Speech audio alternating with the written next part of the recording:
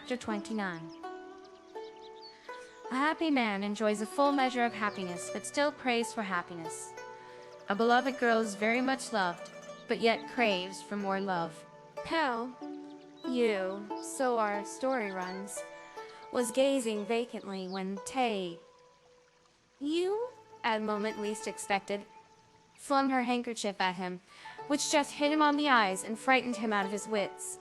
"Who was it?" he cried. "Lintai." He nodded her head and smiled. "I would not venture to do such a thing," she said. "It was a mere slip of my hand."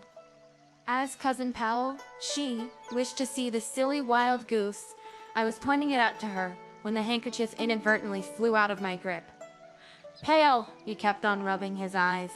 The idea suggested itself to him to make some remonstrance, but he could not again very well open his lips.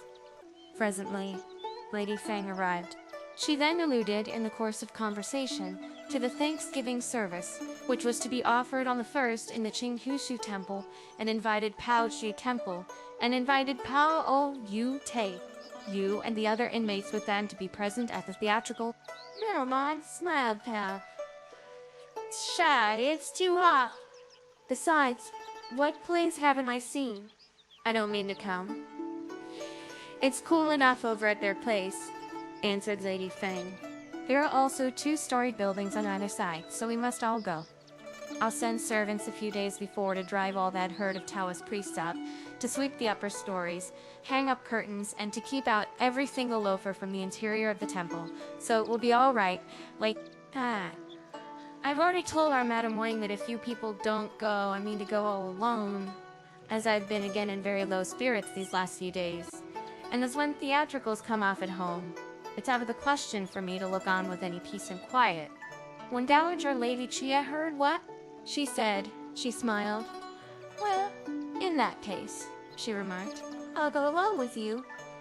Lady Fang, at these words, gave a smile. "Venerable ancestor," she replied, "were you also to go, it would be ever so much better. Yet I won't feel quite at my ease." Tomorrow, Dowager Lady Chia continued, "I can stay in the 2-storied building, situated on the principal site, while you can go to the one on the side. You can then, likewise, dispense with coming over to where I shall be to stand on any ceremonies. Will this suit you or not?" "This is indeed," Lady Fang smiled, "a proof of your regard for me, my worthy senior." Old Lady Chia at this stage faced Peo Che. "You too should go," she said. "So should your mother. For if you remain the whole day long at home, you will again sleep your head off." "Hello," Che felt constrained to signify her assent. Dowager Lady Chia then also dispatched domestics to invite Mrs. Shula, and on their way, they notified Madam Wang that she was to take the young ladies along with her. But Madam Wang felt, in the first place, in a poor state of health, and was, in the second, engaged in making preparations for the reception of any arrivals from Yuan Chun, so that she, at an early hour, sent word that it was impossible for her to leave the house. Yet when she received old Lady Chia's behest, she smiled and exclaimed, "Are her spirits still so buoyant?" and transmitted the message into the garden that any who had any wish to avail themselves of the opportunity were at liberty to go on the 1st, with their venerable senior as the chaperone. As soon as these tidings were spread abroad, everyone else was indifferent as to whether they went or not. But of those girls who, day after day, never put their foot outside the doorstep, which of them was not keen upon going? The moment they heard the permission conceded to them, even if any of their respective mistresses were too lazy to move, they employed every expedient to induce them to go. Hence, it was that Lai Kung, Tsai, and the other inmates signified their unanimous intention to be present. Dowager Lady Chia, at this, grew more exultant than ever, and she issued immediate directions for servants to go and sweep and put things in proper order. But to all these preparations there is no necessity of making detailed reference. Sufficient to relate that on the 1st day of the moon, carriages stood in a thick maze, and men and horses in close concourse at the entrance of the Jiangku mansion.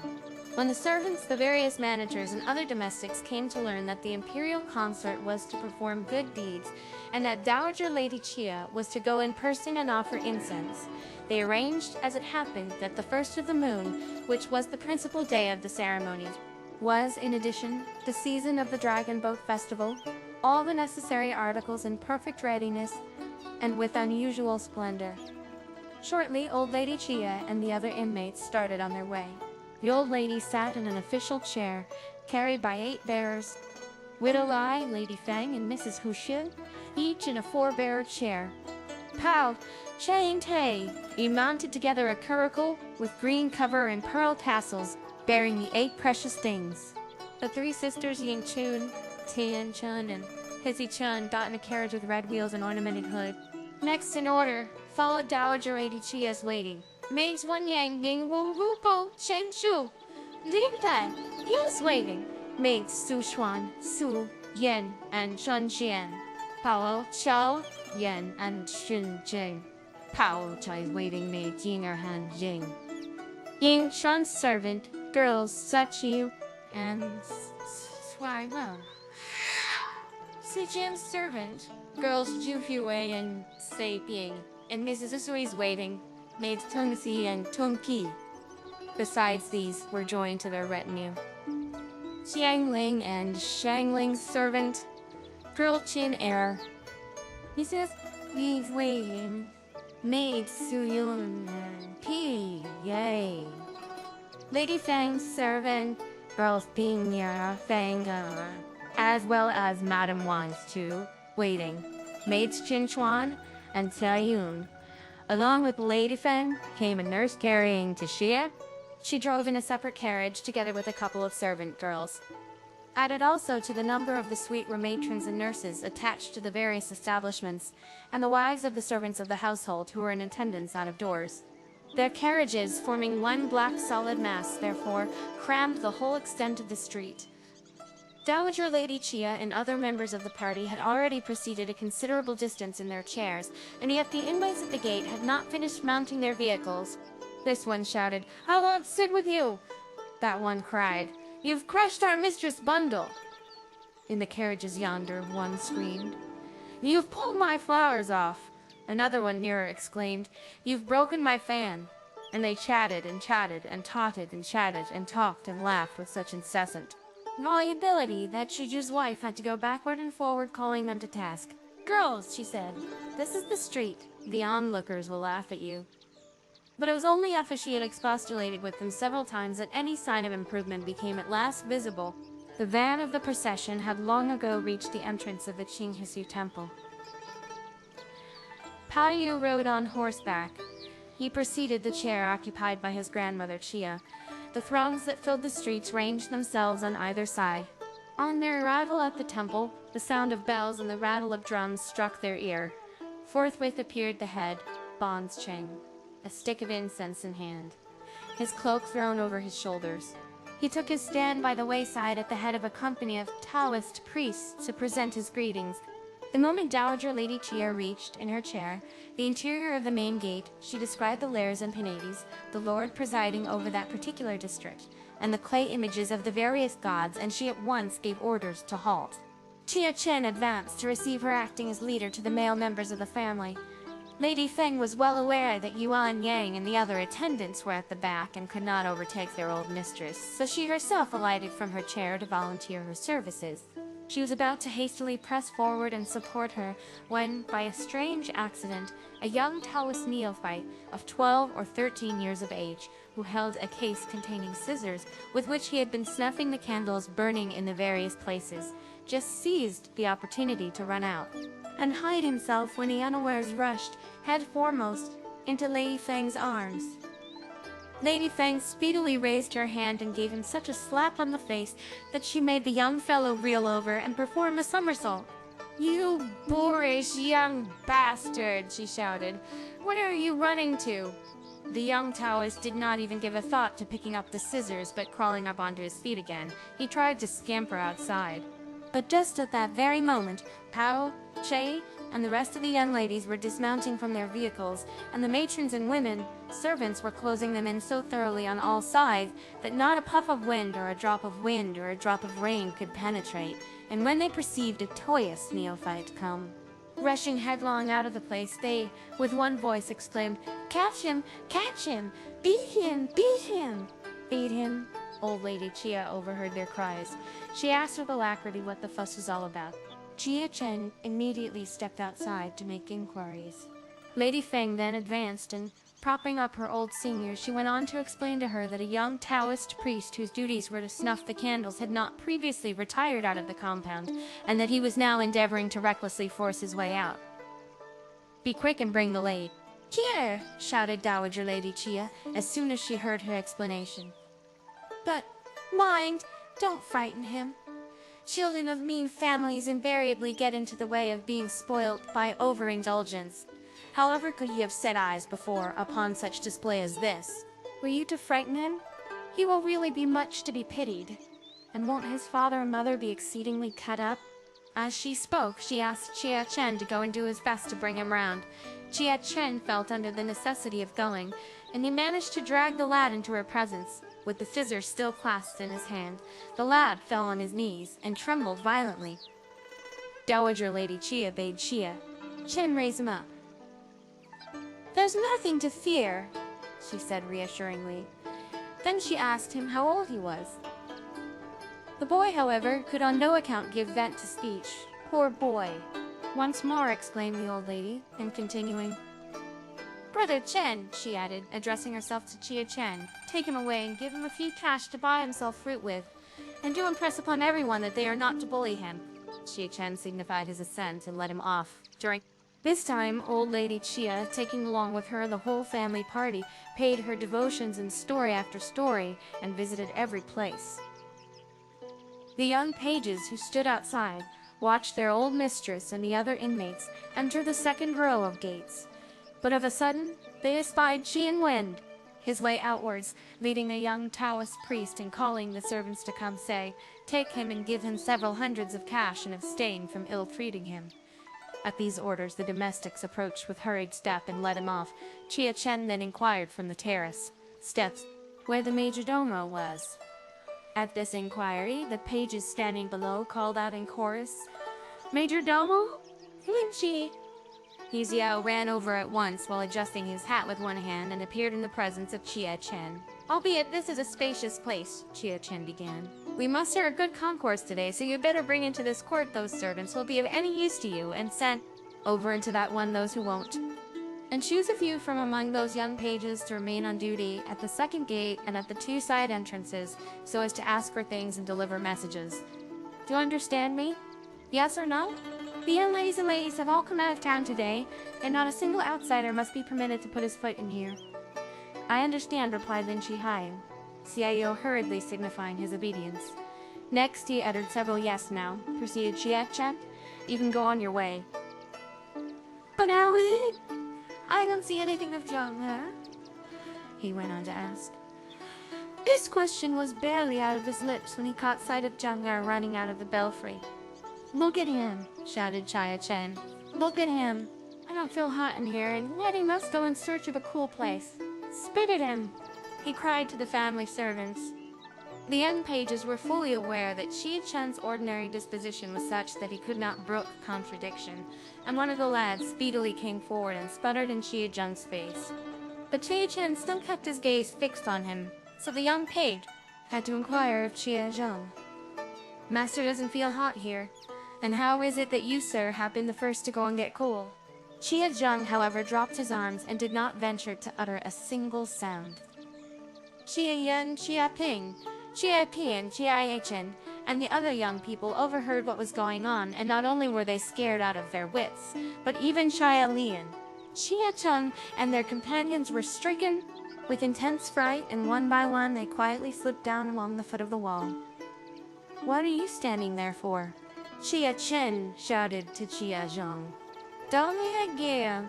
Get on your horse and gallop home and tell your mother that our venerable senior is here with all the young ladies, and bid them come at once and wait upon them. As soon as Cha Zheng heard these words, he ran out with hurried stride and called out repeatedly for his horse. Now he felt resentment, arguing within himself. Who knows what he has been up to the whole morning, but he now finds fault with me. Now he went on to abuse the young servants, crying, "Are your hands made fast that you can't lead the horse round?" And he felt inclined to bid a servant boy go on the errand, but fearing again lest he should subsequently be found out, and be at a loss how to account for his conduct, he felt compelled to proceed in person. So mounting his steed, he started on his way, but to return to Chia Chen, just as he was about to betake himself inside, he noticed the Taoist Chang, who stood next to him, forced a smile. "I'm not properly speaking," he remarked, "on the same footing as the others and should be in attendance inside, but as on account of the intense heat, the young ladies have come out of doors. I couldn't presume to take upon myself to intrude and ask what your orders, sir, are. But the elderly lady may possibly inquire about me or may like to visit any part of the temple, so I shall wait in here."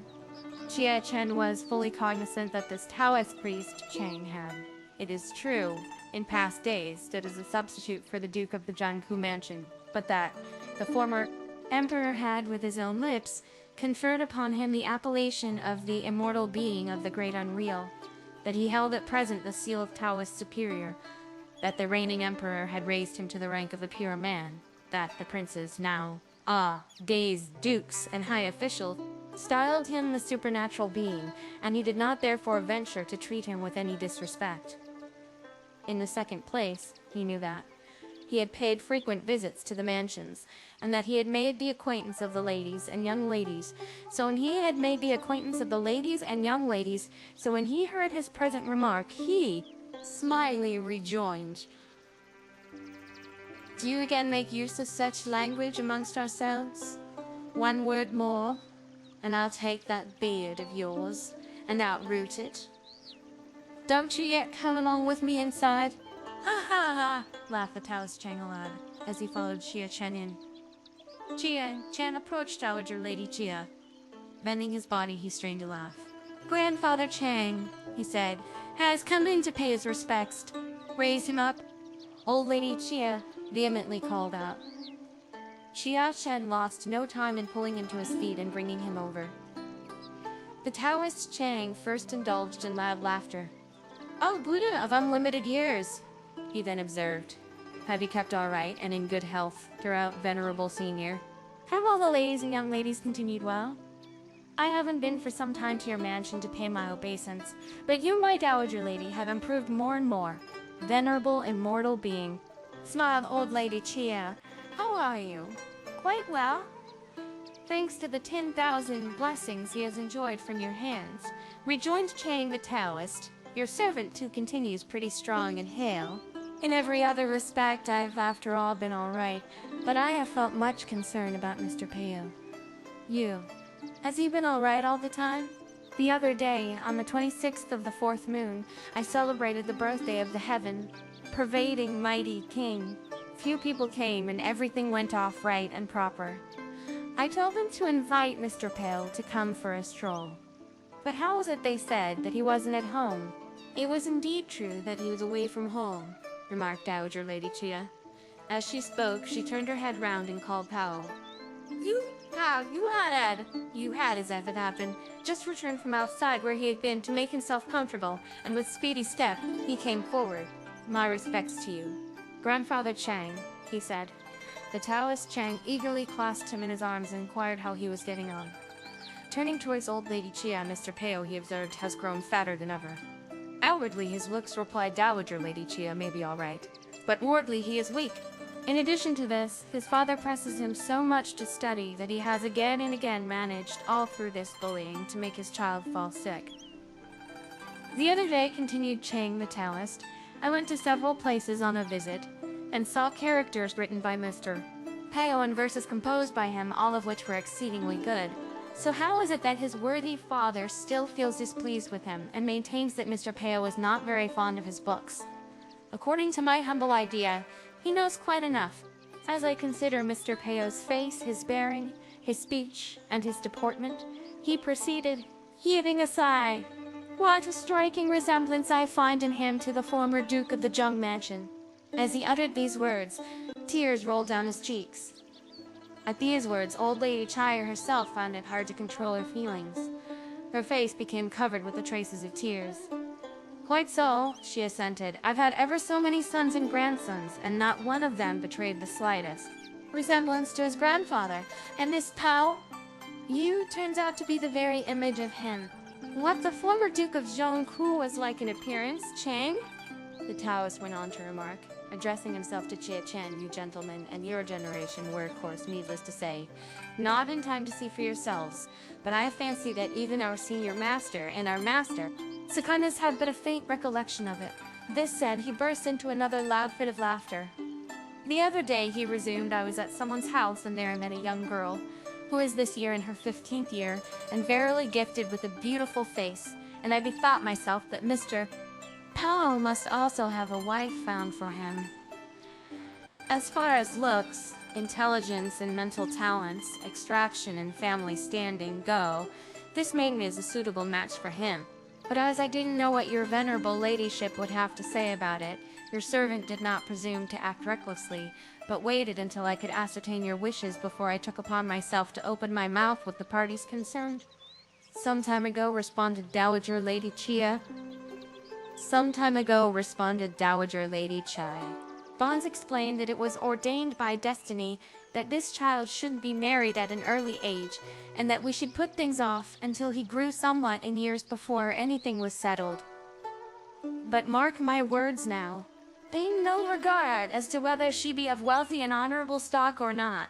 The essential thing is to find one whose looks make her a fit match for him, and then come at once and tell me. For even admitting that the girl is poor, all I shall have to do will be to bestow on her a few ounces of silver. But fine looks and a sweet temperament are not easy things to come across. When she had done speaking, Lady Fang was heard to smilingly interpose.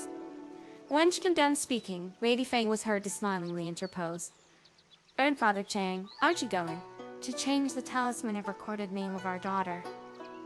The other day, lucky enough for you, you had again the great cheek to send someone to ask me for some satin of gosling yellow color.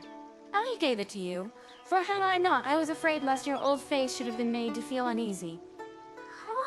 Lord the Taoist Chang, just see how my eyes must have grown dim. I didn't notice that you, my lady, were in here, nor did I express one word of thanks to you. The talisman of recorded name is ready long ago.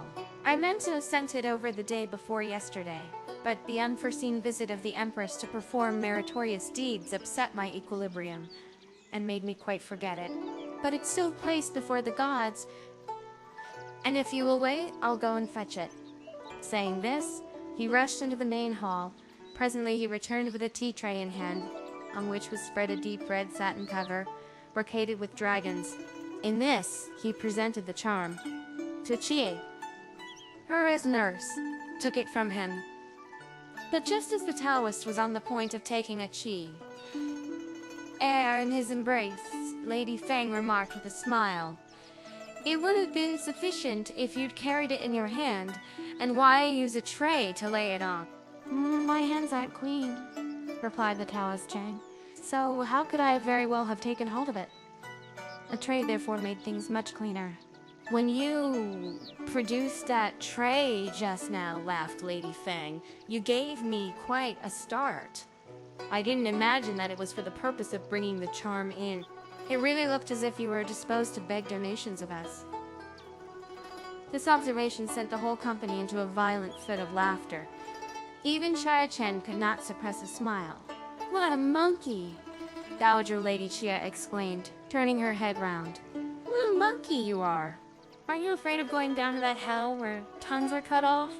"And I've got nothing to do with any men whatever," rejoined Lady Fang, laughing. "And why does he time and again tell me that it's my bounden duty to lay up a store of meritorious deeds, and that if I'm remiss, my life will be short?" Chang the Taoist indulged in further laughter. "I brought out," he explained, "the tray so as to kill two birds with one stone. It wasn't, however, to beg for donations. On the contrary, it was in order to put in at the jade, which I meant to ask Mr. Pao to take off so as to carry it outside and let all those Taoist friends of mine who come from far away, as well as my neophytes and the young apprentices, see what it's like. Well, since that be the case, added old lady Chia, why do you at your age try your strength by running about the whole day long? Take them at once along and let them see it. But were you to have called them in there, wouldn't it have saved a lot of trouble? Your venerable ladyship, resumed Chang the Taoist, isn't aware that though I be, to look at, a man of 80, I, after all, continue, thanks to your protection, my dowager lady, quite hale and strong. In the second place, there are crowds of people in the outer rooms, and the smells are not agreeable. Besides, it's a very hot day, and Mr. Pale couldn't stand the heat, is not accustomed to it. So were he to catch any disease from the filthy odors, it would be a grave thing. After these forebodings, old lady Chia accordingly desired Pao, you to unclasp the jade of spiritual perception, and to deposit it in the tray. The Taoist Chang carefully ensconced it in the folds of the wrapper, embroidered with dragons, and left the room, supporting the tray with both his hands. During this while, Dowager Lady Chia and the other inmates devoted more of their time in visiting the various places. But just as they were on the point of going up the two-storied building, they heard Chai Chen shout, "Grandfather Chang has brought back the jade." As he spoke, the Taoist Chang has brought the jade. As he spoke, the Taoist Chang was seen advancing up to them, the tray in hand. The whole company, he smiled, were much obliged to me. I think Mr. Pao's jade really lovely. None of them have, however, any suitable gifts to bestow. These are religious articles, used by each of them in propagating the doctrines of reason, but they're all only too ready to give them as congratulatory presents. If Mr. Pao, you don't fancy them for anything else, just keep them to play with or give away to others. Dowager Lady Chai, at these words, looked into the tray. She discovered that its contents consisted of gold signets and jade rings, or scepters, implying, "May you have your wishes accomplished," implying, "May you have your wishes accomplished in everything," or "May you enjoy peace and health from year to year." That the various articles were strung with pearls or inlaid with precious stones, worked in jade or mounted in gold, and that they were in all from 30 to 50. "What nonsense you're talking!" she then exclaimed. "Those people are all divines, and where could they have rummaged up these things? But what need is there for any such presents? He may, on no account, accept them. These are intended as a small token of their esteem," responded Chang. The Taoist, smiling, "Your servant cannot therefore venture to interfere with them. If your venerable ladyship will not keep them, won't you make it patent to them that I'm treated contemptuously and unlike what one should be, who has joined the order through your household?" Only when old Lady Chia heard these arguments did she direct a servant to receive the presents. "Venerable Senior Pao," he smilingly chimed in, "after the reasons advanced by Grandfather Chang, we cannot possibly refuse that. But albeit I feel disposed to keep these things, they are of no avail to me. So would it not be well were a servant told to carry the tray and to follow me out of doors, that I may distribute them to the poor?" "You are perfectly right in what you say," smiled Dowager Lady Chia. The Taoist Chang, however, went on speedily to use various arguments to dissuade him. "Mr. Pao," he observed, "your intention is true to perform charitable acts. But though you may aver that these things are of little value, you'll nevertheless find among them several articles you might turn to some account, were you to let the beggars have them. Why, they will, first of all, be none the better for them, and next, it will contrariwise be tantamount to throwing them away.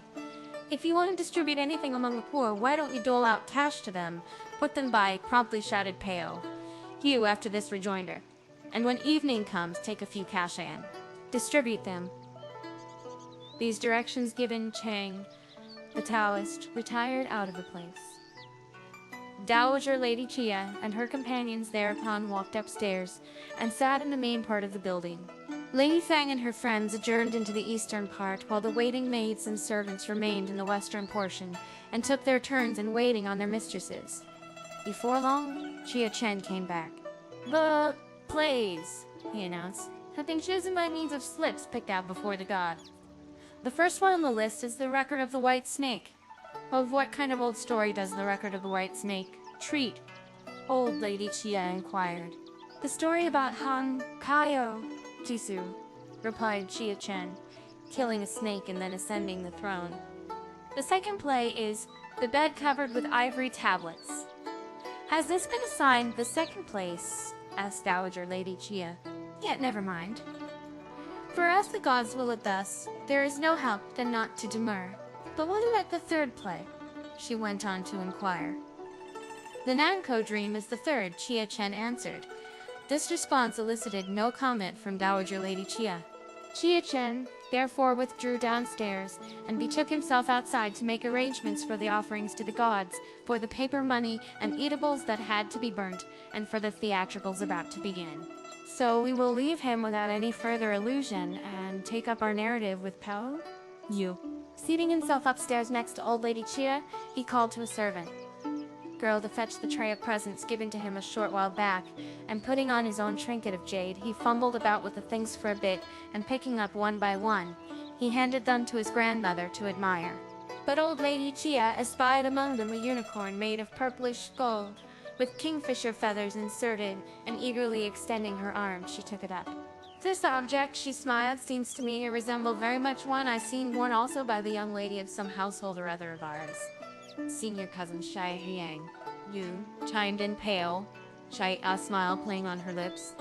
Has smile playing on her lips, has one. But it's a trifle smaller than this, is it indeed, Yanaher? Has it? Exclaimed old Lady Chia. Now that she lives in our house, remarked Pao. You? How is it that even I haven't seen anything of it? Cousin Pao Shay rejoined and shone laughingly. Has the power of observation. No matter what she sees, she remembers. Lin Tay. You gave a sardonic smile. As far as other matters are concerned, she insinuated, her observation isn't worth speaking of. Where she's extra observant is in articles people may wear about their persons.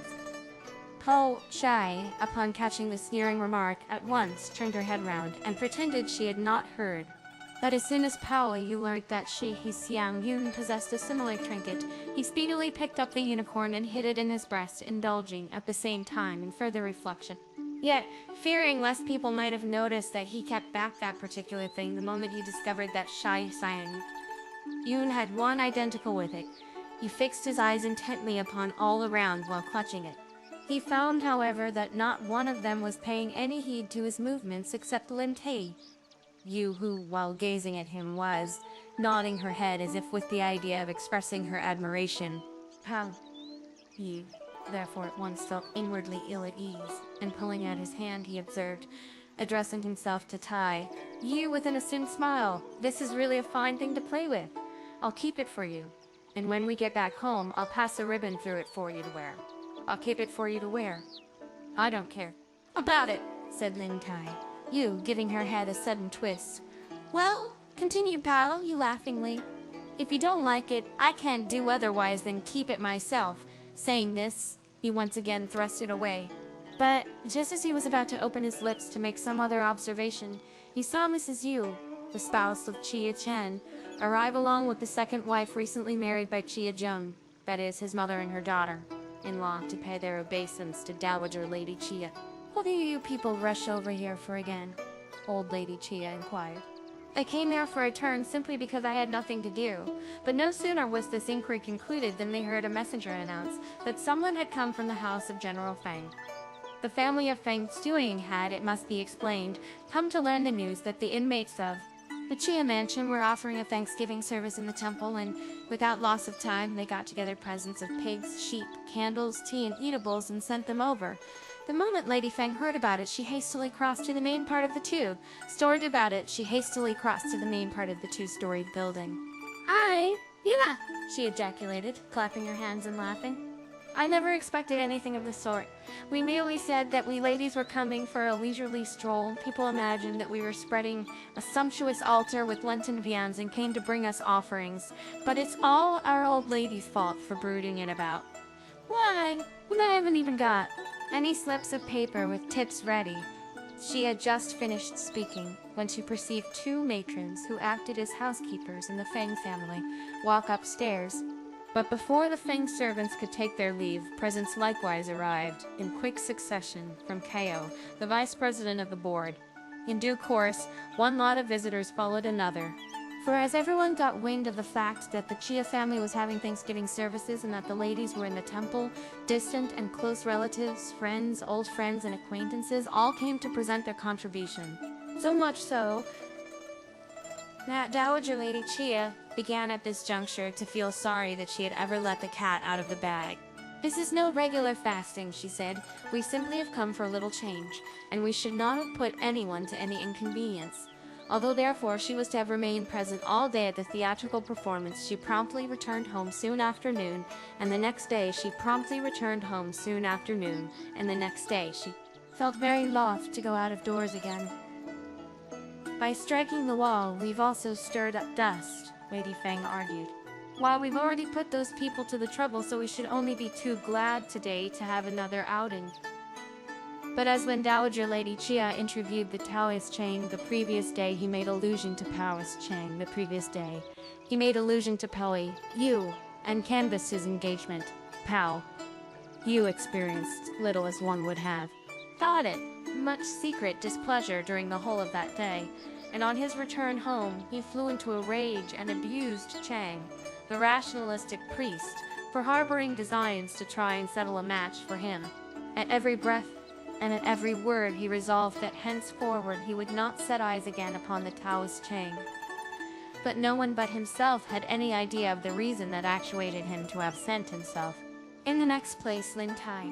You began also on her return the day before to ail from a touch of the sun, so that grandmother was induced by these two considerations to remain firm in her decision not to go. When Lady Feng, however, found that she would not join them, she herself took charge of the family party and set out on the excursion. But without descending to particulars, let us advert to Pale. You! Seeing that Lin Tai, he had fallen ill, he was so full of solicitude on her account that he even had little thought for any of his meals, and not long elapsed before he came to inquire how she was. Tai, you, on her part, gave way to fear lest anything should happen to him, and she tried to reassure him. "Just go and look at the plays," she therefore replied. "What's the use of boxing yourself up at home?" Pao Yu was, however, not in a very happy frame of mind on account of the reference to his marriage made by Chang the Taoist the day before, so when he heard Lin Tai use utterances of other "Don't understand me," he mused. "It's anyhow excusable, but has she too begun to make fun of me?" His heart smarted in consequence under the sting of a mortification 100 times keener than he had experienced up to that occasion. Had he been with anyone else, it would have been utterly impossible for her to have brought into play feelings of such resentment, but as it was no other than Tai Yu who spoke the words, the impression produced upon him was indeed different from that left in days gone by when others employed similar language. Unable to curb his feelings, he instantaneously lowered his face. "My friendship with you has been of no avail," he rejoined. "But never mind, patience." This insinuation induced Lin Tai Yu to smile a couple of sarcastic smiles. "Yes, your friendship with me has been of no avail," she repeated. "For how could I compare with those whose manifold qualities make them fit matches for you?" As soon as this sneer fell on Pao Yu's ear, he drew near to her. "Are you by telling me this?" he asked straight to her face, deliberately bent upon invoking imprecations upon me that I should be annihilated by heaven and extinguished by earth. Lin Tai Yu could not for a time fathom the import of his remarks. "It was, Pao," Yu then resumed, "on account of this very conversation that I yesterday swore several oaths, and now would you really make me repeat another one? But were the heavens to annihilate me and the earth to extinguish me, what benefit would you derive?"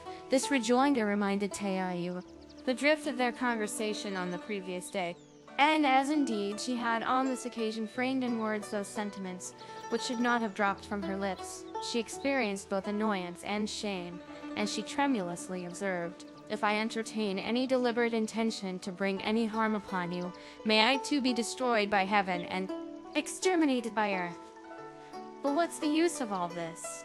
I know very well that the allusion to marriage made yesterday by Chang the Taoist fills you with dread, lest he might interfere with your choice. You are inwardly so irate that you come and treat me as your malignant influence. Pale, you. Fact is, had ever since his youth developed a peculiar kind of mean and silly propensity, having moreover from tender infancy grown up side by side with Tay. Their hearts and their feelings were in perfect harmony. More, he had recently come to know to a great extent what was what, and had also filled his head with the contents of a number of corrupt books and licentious stories. Of all the eminent and beautiful girls that he had met too in the families of either distant or close relatives or of friends, not one could reach the standard of Line Tay. Hence it was that he commenced, from an early period of his life, to foster sentiments of love for her.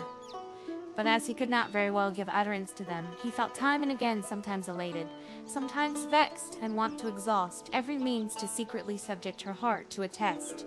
Ling Tai, you happened, on the other hand, to possess in like manner a somewhat silly disposition, and she too frequently had recourse to feigned sentiments to feel her way. And as she began to conceal her true feelings and inclinations, and to simply dissimulate, and he to conceal his true sentiments and wishes and to dissemble, the two unrealities thus blending together constituted eventually one reality. But it was hardly to be expected that trifles would not be the cause of tiffs between them. Thus it was that in Pao Yu's mind at this time prevailed the reflection that were others unable to read my feelings, it would anyhow be excusable. But is it likely that you cannot realize that in my heart, and in my heart, and in my eyes, there is no one else besides yourself? But as you were not able to do anything to dispel my annoyance, but made use, instead of the language you did to laugh at me and to gag my mouth, it's evident that though you hold, at every second and at every moment, a place in my heart, I don't, in fact, occupy a place in yours. Such was the construction attached to her. Connect by Pao.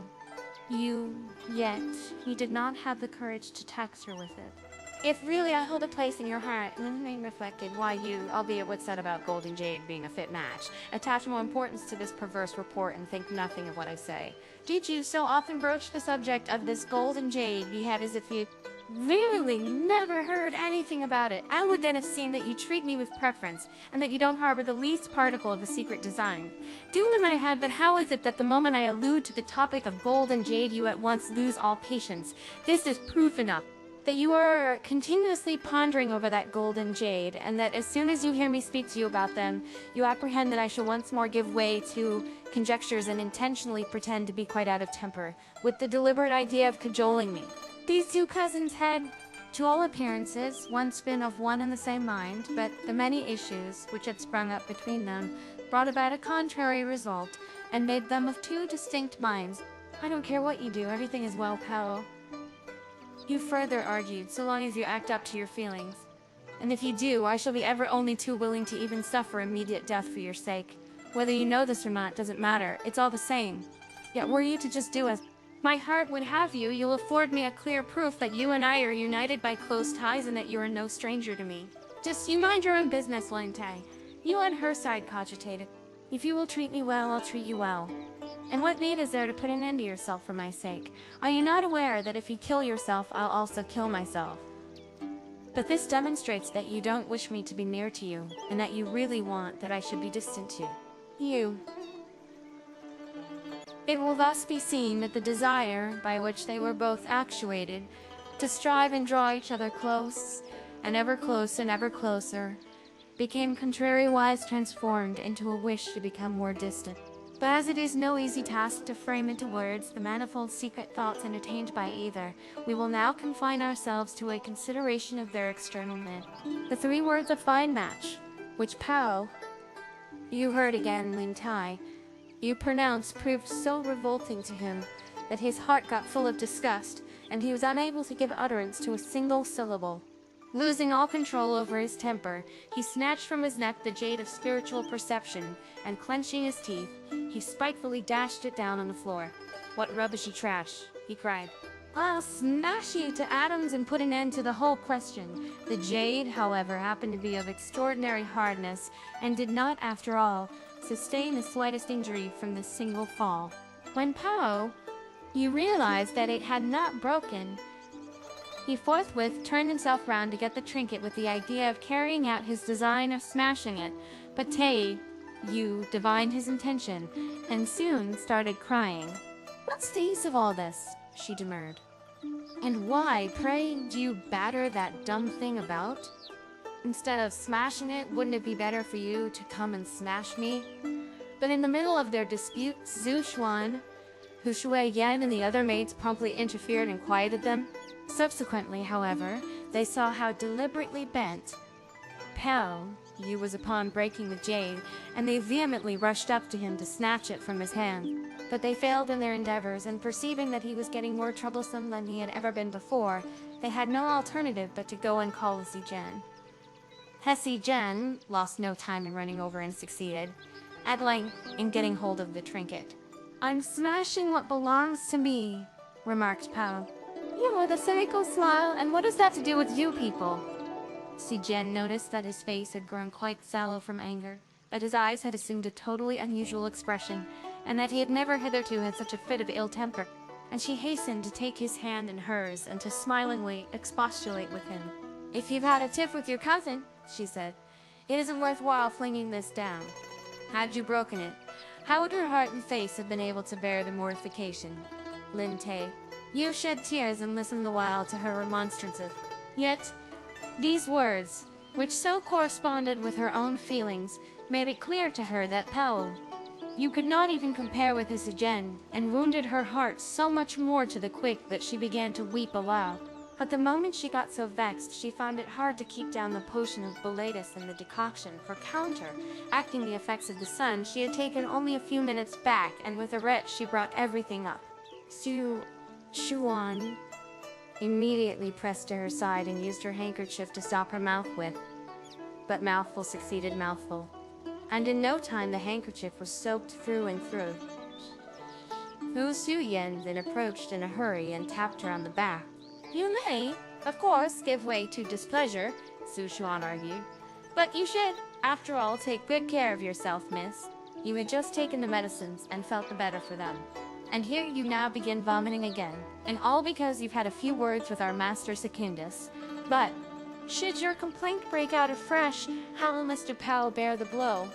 The moment Pao caught this advice, which accorded so thoroughly with his own ideas, he found how little Tay Yu could hold her own with Sichuan, and perceiving how flushed Tai Yu's face was, how her temples were swollen, how, while sobbing, she panted, and how, while crying, she was suffused with perspiration and betrayed signs of extreme weakness, he began, at the sight of her condition, to reproach himself. "I shouldn't," he reflected, "have bandied words with her, for now that she's got into this frame of mind, I mayn't even suffer in her stead."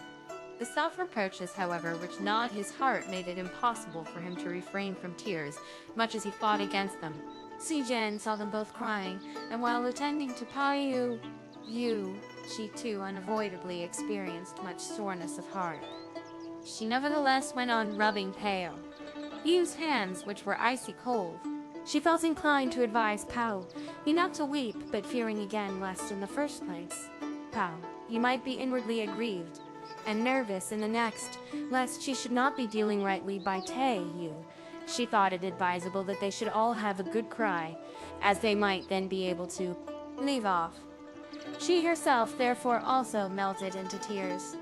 As for Zhu Chuan, at one time, she cleaned the expectorated medicine. At another, she took up a fan and gently fanned Tai. But at the sight of the trio plunged in perfect silence, and of one and all sobbing for reasons of their own, grief, much though she did to struggle against it, mastered her feelings too, and producing a handkerchief, she dried the tears that came to her eyes. So there stood 4 inmates face to face, uttering not a word and indulging in weeping. Shortly, Zijian made a supreme effort, and smilingly said to Pao Yu, "If you don't care for anything else, you should at least have shown some regard for those castles, strung on the jade, and not have wrangled with Miss Lime." Tay Yu heard these words, and mindless of her indisposition, she rushed over and snatching the trinket, she picked up a pair of scissors lying close at hand, bent upon cutting the tassels. Zijian and Zhu Xuan were on the point of wresting it from her, but she had already managed to mangle them into several pieces. "I have," sobbed Tay. You wasted my energies on him for nothing, for he doesn't prize them. He's certain to find others to string some more fine tassels for him. He promptly took the jade. Is it worthwhile going on in this way? She cried. But this is all my fault for having blabbered just now. What should have been left unsaid? Cut it if you like, chimed in Pao, you addressing himself to Tai. You, addressing himself to Tai. I will on no account wear it, so it doesn't matter a rap. But while all they minded inside was to create this commotion, they little dreamt that the old matrons had described Tai. You weep bitterly and vomit copiously, and Pao. You weep bitterly and vomit copiously. And Pao, you again dash his jade on the ground, and that not knowing how far the excitement might not go, and whether they themselves might not become involved, they had repaired in a body to the front, and reported the occurrence to Dowager Lady Chaya and Madame Wang, their object being to try and avoid being themselves implicated in the matter. Their old mistress and Madame Wang, seeing them make so much of the occurrence as to rush with precipitate haste to bring it to their notice, could not in the least imagine what great disaster might not have befallen them, and without loss of time they betook themselves together into the garden, and came to see what the two cousins were up to. Sijen felt irritated and harbored resentment against Du Xuan, unable to conceive what business she had to go and disturb their old mistress and Madame Wang. But Zhu Xuan, on the other hand, presumed that it was Zhen who had gone and reported the matter to them, and she too cherished angry feelings towards Zhen. Dowager Lady Chia and Madame Wang walked into the apartment. They found Pao, Yu on one side saying not a word, lying Tai, Yu on the other uttering not a sound. What's up again? They asked. But throwing the whole blame upon the shoulders of Zhen and Zhu Xuan, why is it? They inquired. They inquired that you were not diligent in your attendance on them. They now start a quarrel, and don't you exert yourselves in the least to restrain them. Therefore, with obloquy and hard words they rated the two girls for a time in such a way that neither of them could put in a word by way of reply, but felt compelled to listen patiently. And it was only after Dowager Lady Chaya had taken Pao Oyu away with her that things quieted down again. One day passed. Then came the third of the moon. This was his Sui Pan's birthday, so in their house a banquet was spread and preparations made for a performance, and to these the various inmates of the Chia mansion went. But as Pao Yu had so hurt Taiyu's feelings, the two cousins saw nothing whatever of each other, and conscience-stricken, despondent and unhappy, as he was at this time, could he have had any inclination to be present at the plays? Hence it was that he refused to go on the pretext of indisposition. Lin Tai. You had got a couple of days back, but a slight touch of the sun, and naturally there was nothing much the matter with her. When the news, however, reached her that he did not intend to join the party, if with his weakness for wine and for theatricals, she pondered within herself, he now chooses to stay away instead of going. Why, that quarrel with me yesterday must be at the bottom of it all. If this isn't the reason, well then it must be that he has no wish to attend, as he sees that I'm not going either. But I should on no account have cut the tassels from that jade, for I feel sure he won't wear it again. I shall therefore have to string some more onto it before he puts it on this account. The keenest remorse gnawed her heart. Dowager Lady Chia saw well enough that they were both under the influence of temper. We should avail ourselves of this occasion, she said to herself, to go over and look at the plays, and as soon as the two young people come face to face, everything will be squared. Contrary to her expectations, neither of them would volunteer to go. This so exasperated their old grandmother that she felt vexed with them. In what part of my previous existence could an old sufferer like myself, she exclaimed, have incurred such retribution that my destiny is to come across these two troublesome new-fledged foes? Why, not a single day goes by without their being instrumental in worrying my mind. The proverb is, indeed, correct, which says that people who are not enemies are not brought together. But shortly my eyes shall be closed. This breath of mine shall be snapped, and those two enemies will be free to cause trouble even up to the very skies, for as my eyes will then lose their power of vision, and my heart will be void of concern, it will really be nothing to me. But I couldn't very well stifle this breath of life of mine. While inwardly a prey to resentment, she also melted into tears. These words were brought to the ears of Peo, Yu, and Tay. Neither of them had hitherto heard the adage. People who are not enemies are not brought together, so when they suddenly got to know the line, it seemed as if they had apprehended abstraction. Both lowered their heads and meditated on the subtle sense of the saying. But unconsciously a stream of tears rolled down their cheeks.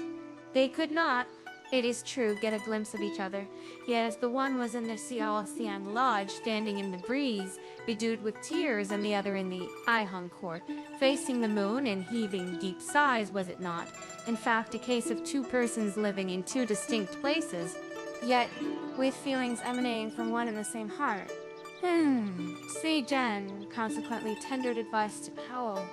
You're a million times to blame, she said. It's you who are entirely at fault.